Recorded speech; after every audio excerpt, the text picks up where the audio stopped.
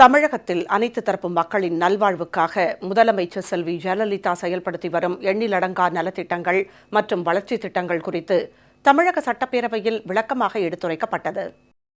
தமிழக சட்டப்பேரவையில் ஆளுநர் உரைக்கு நன்றி தெரிவிக்கும் தீர்மானம் மீதான விவாதம் இரண்டாவது நாளாக நடைபெற்றது. விவாதத்தின் போது குறுக்கிட்டு பேசிய நிதியமைச்சர் திரு ஓ பன்னீர்செல்வம், அரசு ஊழியர்களுக்கான பழைய ஓய்வூதிய திட்டத்தை செயல்படுத்துவது தொடர்பாக வல்லுநர் குழு அமைக்க முதலமைச்சர் செல்வி ஜெயலலிதா கடந்த பிப்ரவரி மாதம் ஆணை பிறப்பித்ததாக தெரிவித்தார். வல்லுநர் குழுவின் பரிந்துரையின்படி உரிய முடிவுகள் மேற்கொள்ளப்படும் என்று மாண்புமிகு அம்மா அவர்கள் அறிவித்தார்கள். மேற்படி மாண்புமிகு அம்மாவுடைய அறிவிப்பின்படி பழைய ஓய்வு திட்டத்தினை தொடர்வதற்கான சாத்தியக்கூறுகளை ஆராய்ந்து அரசுக்கு பரிந்துரை செய்ய ஒரு வல்லுநர் குழுவை அரசாணை நிலை எண் 65 நிதித்துறை நாள் 26/2/2016 படி அமைக்கப்பட்டு குழு நடவடிக்கைகள் மேற்கொள்ளப்பட்டு வருகிறது என்பதை தெரிவித்துக் கொள்கிறேன். முதலமைச்சர் செல்வி ஜெயலலிதா அஇஅதிமுக தேர்தல் அறிக்கையில் உறுதியளித்தபடி சிறு குறு நடுத்தர விவசாயிகளின் பயிர் கடன்களை முதலமைச்சராக பதவியேற்ற உடனே தள்ளுபடி செய்து உத்தரவிட்டது மகத்தான சாதனை என அமைச்சர் திரு செல்லூர் கே ராஜு தெரிவித்தார். அவங்க மொத்தமா நீங்க தள்ளுபடி பண்ணது 5369 கோடியே 88 லட்சம் ரூபாய். ஆனா நீங்க வெளியே என்ன சொன்னீங்க, 7000 கோடி தள்ளுபடி அப்படின்னு சொன்னீங்க. அது தவறு. இங்கேயே அதே தான் பதில் பண்ணீங்க. நான் போன தடவை சொன்னேன், தவறான தகவல் சொல்லாதீங்க. ரெண்டாவது, நீங்க தள்ளுபடி செஞ்சவங்க பூரா நீங்க பார்த்தீங்கன்னா உண்மையான விவசாயிகள் இல்லை. ஒரே குடும்பத்தில் 88 லட்சம் ரூபாய். அது யாரு? எல்லாம் அவங்க தலைவர்கள். முன்னாள் எம்எல்ஏ வாங்கியிருக்காரா, சாமிநாதன் வாங்கியிருக்கிறாரு, முன்னாள் சட்டமன்ற உறுப்பினர் வாங்கியிருக்காங்க. இவங்க விவரம் யாரு? ஏழை விவசாயிகளா? யாருடைய பணம்? மக்களுடைய வரிப்பணம் இல்லையா? நாங்க தள்ளுபடி பண்ணி இருக்கிறது தாய் புரட்சி தலைவர் அம்மாவுடைய ஆட்சியில 5709 கோடியே 92 லட்சம் ரூபாய். முதலமைச்சர் செல்வி ஜெயலலிதா தலைமையிலான அஇஅதிமுக ஆட்சியில்தான் மிக அதிக எண்ணிக்கையிலான கூட்டு குடிநீர் திட்டங்கள் நிறைவேற்றப்பட்டுள்ளதாகவும் இதற்கென 21,000 கோடி ரூபாய் நிதி ஒதுக்கீடு செய்யப்பட்டுள்ளதாகவும் அமைச்சர் திரு SP வேலுமணி தெரிவித்தார். வேடசந்தூர் கூட்டு குடிநீர் திட்டத்திற்கு காவிரி ஆற்றினை நீராதாரமாக கொண்டு குடிநீர் வழங்க மாண்புமிகு தமிழ்நாடு முதலமைச்சர் புரட்சித்தலைவர் அம்மா அவர்களால் அரசாணை எண் 8 குடிநீர் வழங்கல் துறை 12/1/2006 12/1/2006 புரட்சித்தலைவர் அம்மா அவர்களுடைய ஆட்சி 38.01 கோடி மதிப்பீட்டுக்கு நிர்வாக ஒப்புதல் வழங்கப்பட்டது. இத்திட்டத்தில் 4.22 லட்சம் மக்களுக்கு தினமும் சுமார் 139.20 லட்சம் குடிநீர் வழங்கும் வகையில் திட்டம் வடிவமைக்கப்பட்டது. அதுக்கப்புறம் திமுக ஆட்சி வந்ததுக்கு அப்புறம் மெயின் திட்டத்தை முடிக்கல, கிளை திட்டத்தை முடிக்கல, எதுவே முடிக்காம இன்னைக்கு புரட்சித்தலைவர் அம்மா அவர்கள் நடவடிக்கை எடுத்திருக்காங்க. தமிழகத்தில் 5 ஆண்டுகளில் புரட்சித்தலைவர் அம்மா அவர்கள் குடிநீருக்காக 21,000 கோடி ஒதுக்கிய முதலமைச்சர் புரட்சித்தலைவர் அம்மா அவர்கள். தமிழக விவசாயிகளின் நலன் காக்கும் வகையில் மீத்தேன் எரிவாயு திட்ட ஒப்பந்தத்தை முதலமைச்சர் செல்வி ஜெயலலிதா ரத்து செய்து உத்தரவிட்டதாக தெரிவித்த அமைச்சர் திரு பி தங்கமணி, விவசாயிகளுக்கு பெரும் பாதிப்பை ஏற்படுத்தும் வகையில் மீத்தேன் திட்ட ஒப்பந்தத்தில் கையெழுத்திட்டது திமுக தான் என குற்றம் சாட்டினார். மாண்புமிகு பேரவைத் தலைவர் அவர்களே, மாண்புமிகு எதிர்க்கட்சி தலைவர் அவர்கள் கூறியதில் 4/11/2011 அன்று புரிந்துணர்வு ஒப்பந்தம் போட்டது தாங்கள் தான் என்பது நீங்களே ஒத்துக்கொண்டிருக்கின்றீர்கள். அதற்கு பின்னால் அந்த புரிந்துணர்வு ஒப்பந்தத்தில் என்னென்ன கண்டிஷன்கள் இருக்கிறது என்பதை ஆராய்ந்து பார்த்துதான் மாண்புமிகு அம்மா அவர்கள் இது மக்களுக்கு எதிர்ப்பானது என்பதை உடனடியாக கைவிட வேண்டும் என்று மாண்புமிகு அம்மா அவர்கள் தான் கைவிட்டிருக்கின்றார் என்பதை தெரிவித்துக் கொள்கின்றேன்.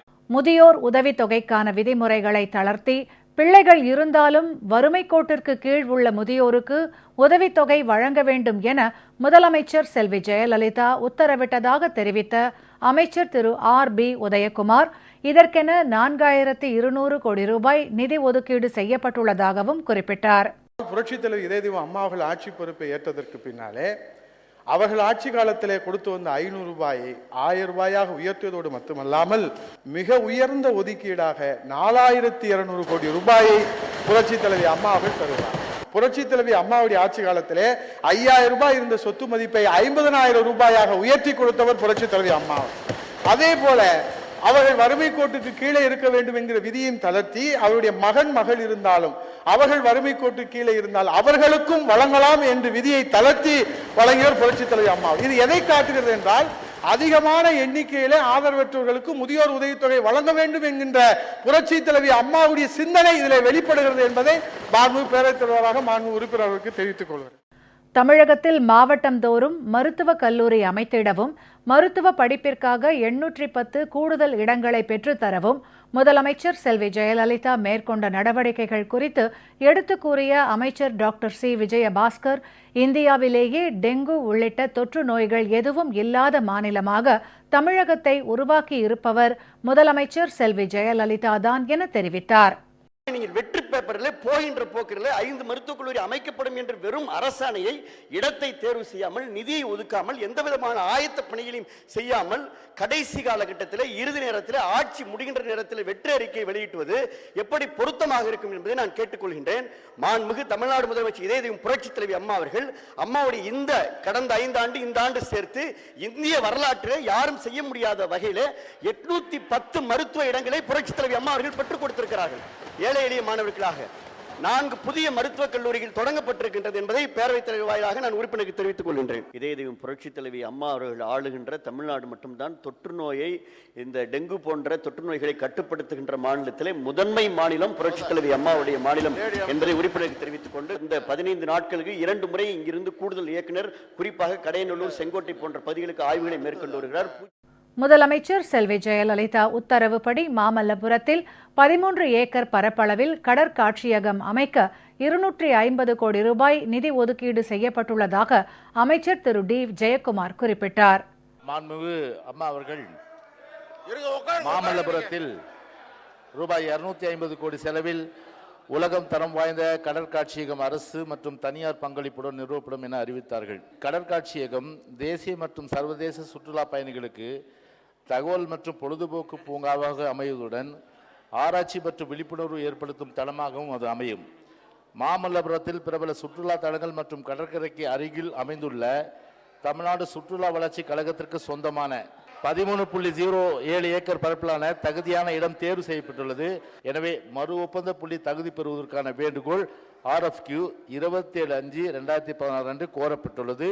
பெற்று விரைவான நடவடிக்கையும் மாண்புமிகு அம்மா அவர்கள் எடுப்பார்கள் என்பதை தெரிவித்துக் கொள்கின்றேன்.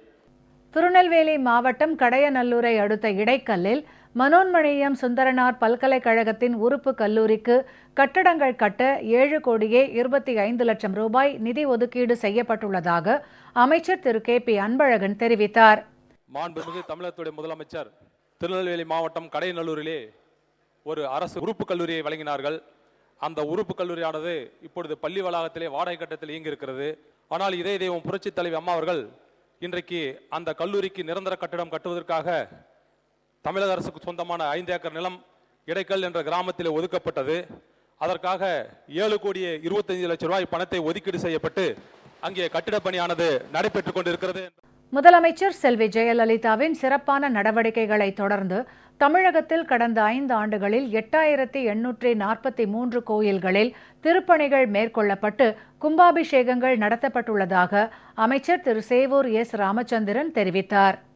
மாண்புமிகு தமிழ்நாடு முதலமைச்சர் இதயம் டாக்டர் புரட்சி தலைவி அம்மாவின் நல்லாட்சியில் கடந்த 5 ஆண்டுகளில் 8843 திருக்கோயிலுக்கு திருப்பணிகள் செய்து முடிக்கப்பட்டு நல்ல முறையில் நடைபெற்றது என்பதை மாண்புமிகு பேரவைத் தலைவர் வாயிலாக உறுப்பினருக்கு தெரிவித்துக் கொள்கிறேன். திருக்கோயிலின் சீரமைப்புக்கென ஒவ்வொரு ஆண்டிற்கும் வழங்கப்படும் அரசு மானியம் 3 கோடியை ரூபாய் 6 கோடியாக உயர்த்தி மாண்புமிகு அம்மா அவர்கள் ஆணையிட்டார்கள்.